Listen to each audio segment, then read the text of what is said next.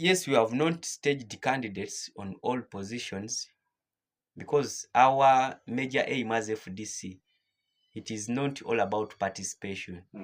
No. We stage a candidate where we see that this person is going to compete and has chances of winning. Because winning, I can relate it to chance. Because you can't be 100% sure that you're going to win. But yes, we don't want only participation. That FDC brought candidates on all positions. It is possible to stage candidates on each and every position. Because FDC financially, it is not limping. Yes, it can pay nomination fees for all candidates. And anyone, you can choose any you feel like. But now for us, we go as extra mile and ask about that person's capabilities. How that person is on ground. However much you're even unopposed. I can tell you, even if you're unopposed, you can FDC goes ahead and ask, how are you on ground? We don't want to register those people who are going to just participate. That you have gone where I have participated. Because as politicians, I may call myself a politician. You are indeed, yes. Yes. So there are different types of politicians. There are those ones who go just to appear on a ballot. Like someone whose agenda and the ideas and everything, he feels like I should appear on a ballot. Then another one that people should see me, that I contested, I once contested, and others to gain respect. The fourth category, it is that one which feels like I should go in this election to win this position so that I can transform people's lives. Those are the few. That's why if at all you find a political party as big as FDC failing to stage candidates somewhere, it looks for the other fourth character in that person. You get? At least if at all you don't possess... rather not have someone holding a flag for FDC in a parish, in a district. Staging candidates on each and every position, what does it bring? However, there are campaign teams for you for even the presidency. No. If at all, now I told you, if at all the other person, that person doesn't have the other fourth character of winning an election, transforming people's lives, which campaigns is that person going to bring to the president? Because if I know that person is all about appearing on the ballot paper, he's not going to campaign for anyone, not even himself. But that character does not, of and in itself, stand alone, because it is based on what someone is seeing. Some people are so realistic. They look at the numbers on the ground, they look at the membership on the ground, and they are honest enough to say, well, I'm not going in this to win, or even FDC is not going in this to win. Then why should you go there? You look at the numbers and you see that you don't have even 1%. You look at the ideas, you're not bringing any idea on table. You look at your own agenda because you know yourself more than anyone else. Seeing that, no, I'm not the potential candidate, then why should you go in a race? Going there, it means you feel like you should appear on a ballot. FDC doesn't want to register such people. The moment you analyze and FDC finds out that you're in such a category, we rather not stage a candidate than going with such people. Because even in our nearby parishes, for me, I'm responsible for 5 parishes, but I can tell you that in one parish, we failed to get a councilor LC3. But you mean I cannot go look for anyone? Councilor LC3, they are nominated at 20K. I may fail to get the 20,000. Give it to a certain man. I have me personally. Yes, I have my people. I have my border driver. I have my friends. But I just look at them and feel like, no, good. You're good at being my friend. But yes, politically, you're not okay. And those ones who have the political muscle, I can see that this one is a good leader. I empower them. And I have managed to fill in the other 4 parishes. Good people. And they have staged very good competition in our previous primaries. Yes. So, but now for us, our aim is not to fill each and every position. You are coming in this to win. You are in this to win. To win. Now, talking about coming in this to win, I would now like to go to Mugabe's candidature. What are you bringing on the table? Like you talk, to borrow your words, for Kawempe North 1. Kawempe South. It's Kawempe North. Kawempe Youth 2. What are you coming? What value are you bringing? For me, in first place, I always tell people, maybe you're asking for why I'm the best candidate Yes, of all. Because right now we have seen the would-be competitors. If at all they don't withdraw, the would-be competitors, they are now clear because NRM has its own. Other political parties have also released their own, but you compare and see. In comparison, where they place Mugabe, they can't play. They can't. You cannot fail to also allocate experience in leadership, because now we all agree. As Kawempe specifically, I want to go to Uganda. It is mostly contributed by the youths. Youths, they're the most ones. But now I have served as a youth leader. Now it is clocking to 4 years. What constitutes Kawempe North 2? What are the villages? What are the places that help us to understand? Now Kawempe North 2 has 5 parishes, and that is Kawempe 1. We all know where there is Chirokole, where there is Imbogo. Yes, we have Kawempe 2. We have Mpererwe. We have Komamboga. We have Kazo Angola. Those are the parishes which I'm responsible for. And you all know, with the Kazo, full of youths. You go to Kawempe 1, full of youths. That is Imbogo. That is Chirokole. Who do you have in Kazo Angola? As the councilor, that is called the Sharif. Yes. He's Sharif. And even in the by-election, he contested also. He tried to contest. Then if at all you want, in Kawempe 2, yes, 2 we have Sebitosi Andrew. He's also even in the youth league as the national mobilizer. Then to you, the boss. Yes. Then in Impererwe, we have Chisitu.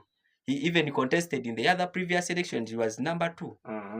So now the parish which I'm lacking a candidate is Kawempe 1. It is Kawempe North 1. That is Kawempe 1, which has Kawempe Mbogo and Chirokole and even other parishes down there.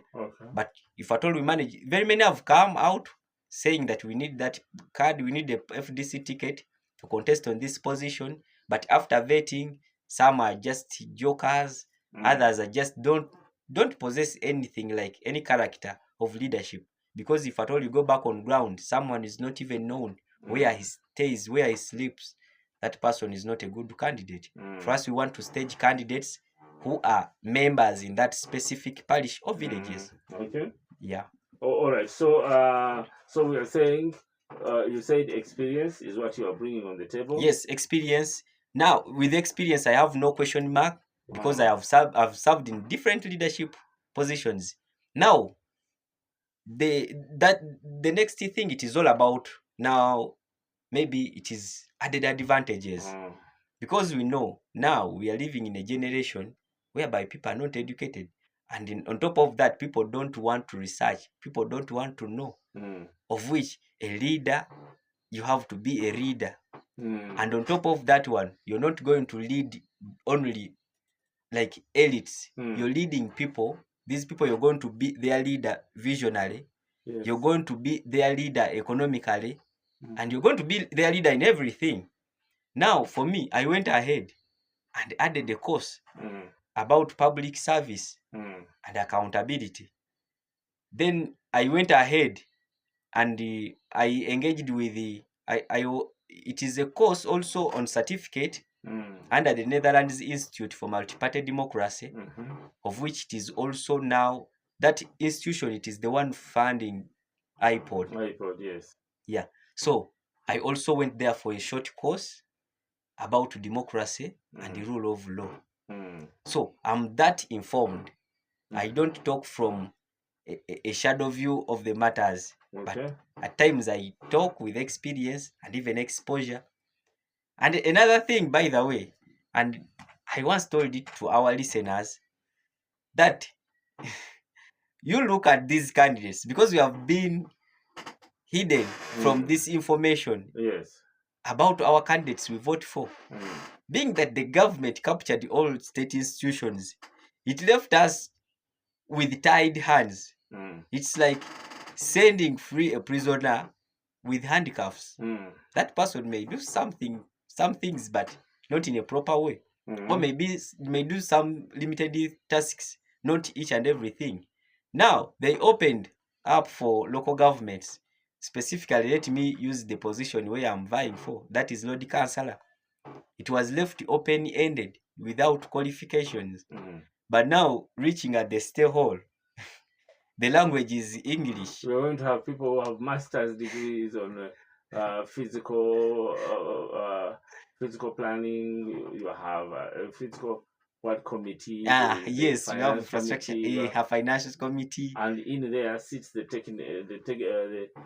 technical team from City Hall, which is the executive director's team. Yeah, which are those people. They are very well educated people, and of which they are not political leaders. They are not elected. They're just appointed. And now, for you, the population, you are presenting there your failed individuals, the people who have failed communities. That the other person's son has been a thief at the village. Let us vote for him as the Lord Councillor so that he can go and also get something to do. I'm telling the people that person is not going to get to what to do, but is going to go and sit on your opportunities. Because very many have reached there and they are testifying. For me, I was sharing a discussion with a certain councillor, direct councillor. Remember the other time there are more than 4. Not like today where there are 2 only Lord councillors. The other time, almost 2 parishes had 1 Lord councillor.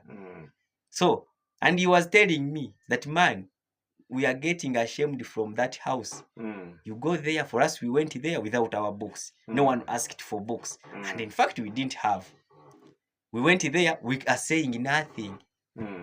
So that's why you will see all matters related on policies, they just pass.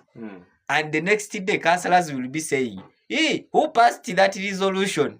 We didn't do anything. Because the technical team at City Hall, from the executive director's office, it is playing around these illiterates in that house. So for me, I always tell people, yes, there was no sieve put on that position. But for you voters can sieve these people. Bring your candidate. Let him come here on spyglass. Let Mr. Mwebesa interview him. Ask him what he stands for, not what he stands against. Because we all know, us in the opposition, we are standing against this current government. Because of reasons. One of the things that is like the blood of a campaign, the fuel of a campaign is money. Who is funding your campaign? Me personally. One, I'm funding my campaigns because of one aspect. For me, I'm not coming for this specific position as the Lord Councillor looking for a job. I have my own job. At least I try to struggle. Yes, we know in Uganda we live by struggling. I struggle and get something. But why I'm coming to this position, that few youths can reach where I am, that I have something like an income. Few can reach that stage. So now I want to come to this position, hold their hands, pull them up. When I also have the stepping stone where I can stand and pull these fellows. You get? 2, for me, I'm funding my political like my campaigns because it is easy. For me, I go and tell people that you vote me for your own good. That's why for me, I told my people, those people in Kawempe who I go to, that if at all I'm not given this office, it will not be me losing. No, it will mean that those people who are oppressed, those people who are tired of poor services, those people who are tired of poor drainage systems, those people who are tired of councillors flying abroad, they are not the majority. They didn't have the majority vote. The oppressors still had the majority. You get? For me, I would be like, the oppressed, you're not yet many to vote for your savior. Who is going to save you from all this? That the people who are oppressed are few. No, I'm telling you that if at all I don't go to State Hall, I'm not given that office for being the Lord Councillor, I will just know that the oppressed are fewer. If at all it has been a free and fair election. Yes, you get. I hear you. Yeah, but that's why I go tell these people that now you vote for me just for your own good. For my own good, it may be like 2%. That because for me personally, I feel like my passion is in leadership. I feel like leading a group of people. I feel like transforming my own villages. I feel sorry when I go to people of Chirokole when they are flooding. You go to why is the one here. People are flooding. It is not normal. It is not usual. You get? That is abnormal. It is an abnormal situation. But guess what? People now are finding comfort. So now for me, that's why I'm coming out. That yes, I passed through UPE. I know how harsh it is. I cannot feel like I should also reach a time where I'm going to be educating my kids that they are also going through the same schools. We need something to be done. You get? All right. We are running. Time is not our best ally, like we normally say.